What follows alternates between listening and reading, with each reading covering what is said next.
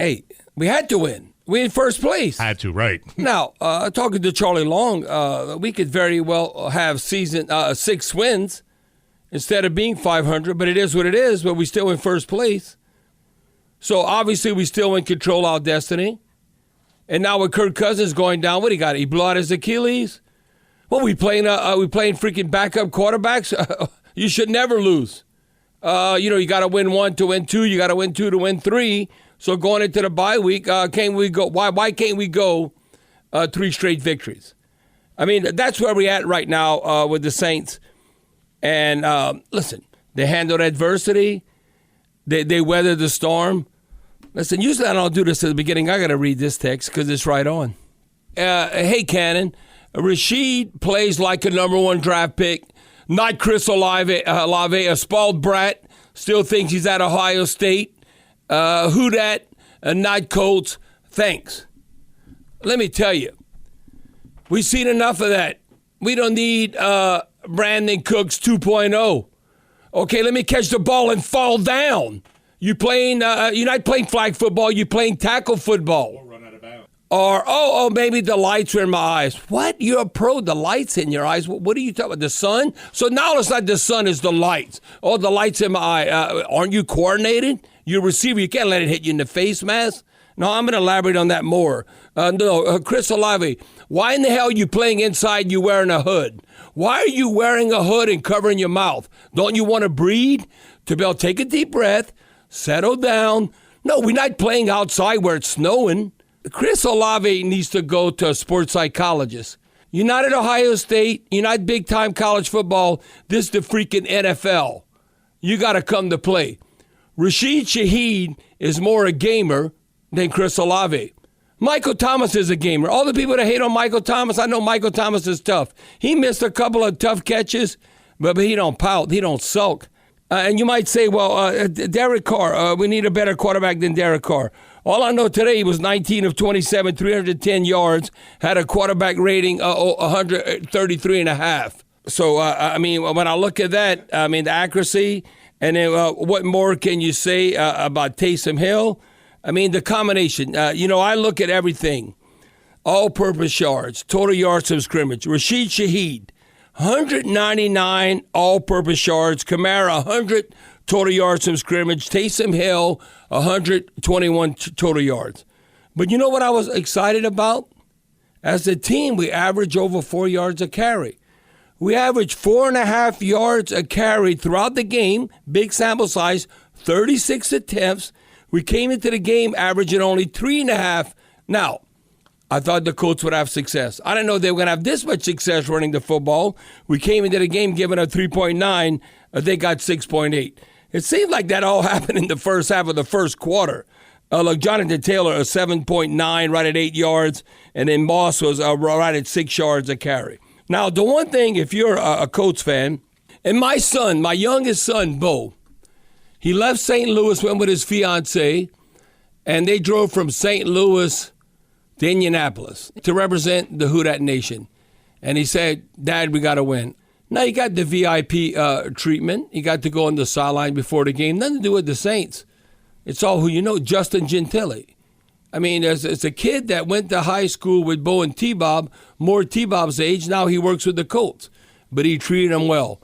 So he went and he represented, and we got to win.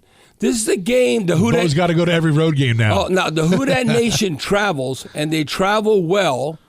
And the thing is, you got to come away with a win. It's not a must-win mathematically, but it's a must-win psychologically. Yes. No, without a doubt. You got to be freaking kidding me. And it's also a must-win psychologically because you know what? We've had the damn Colts number in Indianapolis. This should be a goal for our offense. This right here is why we won the game. What are we doing offensively on third down and in the red zone? If we do this every game, I guarantee you we might run the table.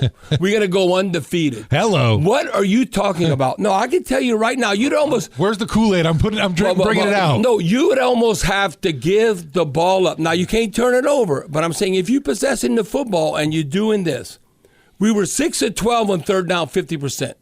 If we 50% the rest of the season on third down and we 75% in the red zone, We were 3-4. Hell yeah, we're not losing. I'm telling you where our defense is at. If we can convert 50% on third down and be 75% in the red zone, the Saints are going to run the table. Now, I don't think that's going to happen. But why not happen against the Bears, the bad news Bears? Why not happen against the Vikings? I don't care if we go to Minneapolis and they blow that damn horn and skull and they do all that crap and all. When I played Kirk Cousins, right? Yeah, come on.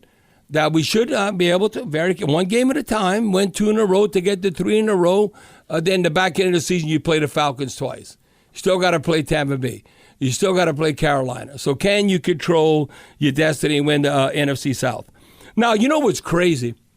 Because if anybody says our offense is boring, I mean, like, well, what the hell are you talking about? No, they might. You might be frustrated with them, and you're like, come on. But as far as like getting first downs or moving the ball and getting yardage, okay, look at this the last 3 games. You want to talk about explosiveness? The last 3 games we've had 430 yards, 407 yards, and 511 yards total offense.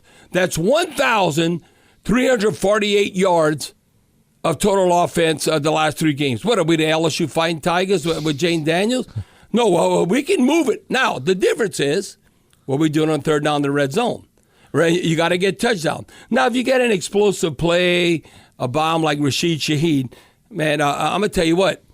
Okay, if you're going to look at our receivers right now, I think if you're trying to get first downs and all, Chris Olave, sorry, you back on the totem pole. Then they're not going to do that. But this is what I would do. I'll tell you right now. Mike Thomas, your lead dog. Mike Thomas is 1. Yeah. Rashid Shaheed is 2. Chris Olave is 3. But you know, and Chris Olave said, man, you're not throwing me the ball. What are you talking about? Guess who had the most targets? Chris Olave. 5 catches. He had 9 targets. He caught 46 yards. Rashid Shaheed, 3 targets, 3 catches, 153 yards.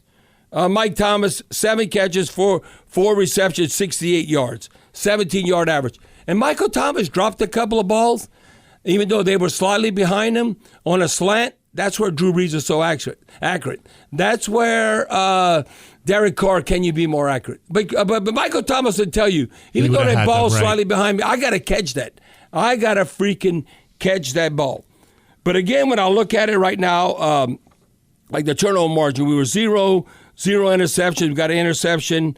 We had 1 lost fumble. Now, the one thing that at times bothered me, we had 8 penalties. That's on the cusp of having 9 or, we had 8 for 73. You don't want 9 or 100 yards, because that's like giving up a touchdown.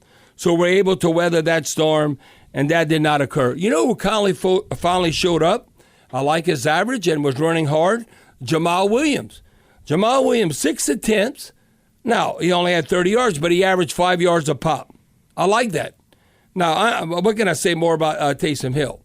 Taysom Hill averaged 7 yards. But if you look at Taysom Hill's career, he's always averaged 5.5 yards or more. Now, as far as defensively, looking at, I think, Demario Davis coming back, had 12 total tackles. There should never be a game where Double D does not have over double-digit tackles. I think he is truly that good. Well, today he had 12. Now, the one thing why he had this many tackles, because teams aren't going away from Marshawn Lattimore. Lattimore had 9 unassisted tackles, which is second on the team, only behind Demario Davis. Now you look at quarterback hurries. Remember, against the Jaguars, we had no sacks, no quarterback hurries. Well, today we had 2 sacks and 7 quarterback hurries. Big difference of a story right there. It's not 0-0. It's not 0-0. No, it's 2 sacks and 7 quarterback hurries. Demario Davis had a quarterback hurry. I'm looking at Carl Granderson, a sack, 3 quarterback hurries. How about Shepard? You want to talk about a free agent acquisition? He had a sack, 2 quarterback hurries, a tackle for loss. Carl Granderson, a sack, 3 quarterback hurries, and a tackle for loss. That should be the storyline for our defense going forward. That's what it has to be. We can't get shut out. Because I'm telling you, no matter who we playing, the Bears or the Vikings or after the bye who we playing, our defense can't have an off game. To say that, now we're on a roll, we're going to score 30-plus games, all these games in a row, I don't think that's going to happen, even though we're playing the bad news Bears and coming up with the Vikings. We're not structured that way. So the point I'm making is our defense has to have this kind of production for us to win.